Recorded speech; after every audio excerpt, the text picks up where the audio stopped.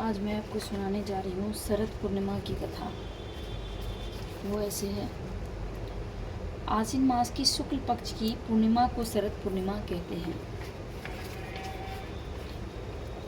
इसे रास पूर्णिमा भी कहते हैं। ज्योतिष की मान्यता है कि संपूर्ण वर्ष में आश्विन मास की पूर्णिमा का चंद्रमा ही सोरस कलाओं का होता है।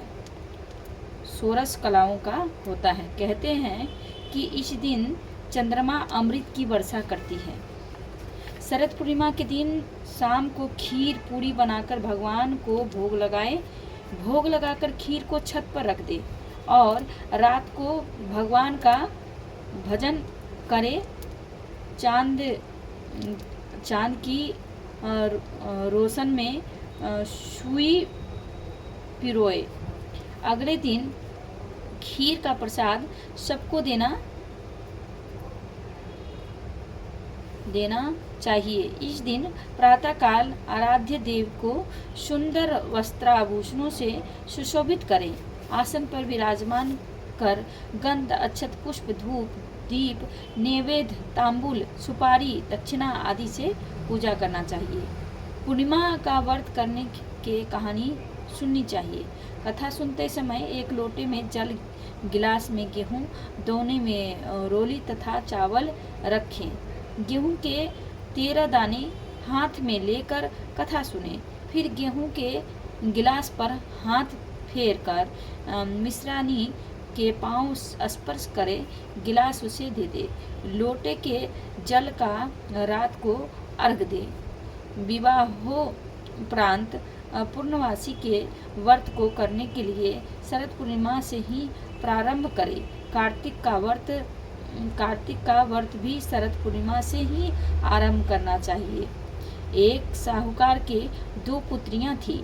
दोनों पुत्रियां पूर्णिमा का व्रत रखती थी, परंतु बड़ी पुत्री पूर्णिमा का पूरा व्रत करती थी और छोटी पुत्री अधूरा व्रत करती थी। परिणाम यह हुआ कि छोटी पुत्री की संतान पैदा हुई होते ही मर जाती थी। उसने पंडितों से इसका कारण पूछा तो उन्होंने उसे बताया कि पूर्णिमा का अधूरा व्रत करती हो, इसके कारण तुम्हारी संतान पैदा होते ही मर जाते हैं। पूर्णिमा का पूरा व्रत विधि पूर्वक करने से तुम्हारी संतान जीवित रह सकती है। उसने पंडितों की सलाह पर पूर्णिमा का व्रत विधि पूर्वक किया। उसके लड़का हुआ, परंतु शीघ्र ही मर गया। उसने लड़के को पीढ़े पर लिटाकर ऊपर से कपड़ा ढक दिया। फिर बड़ी बहन को बुलाकर लाई और बैठने के लिए वही पीढ़ा दे दिया।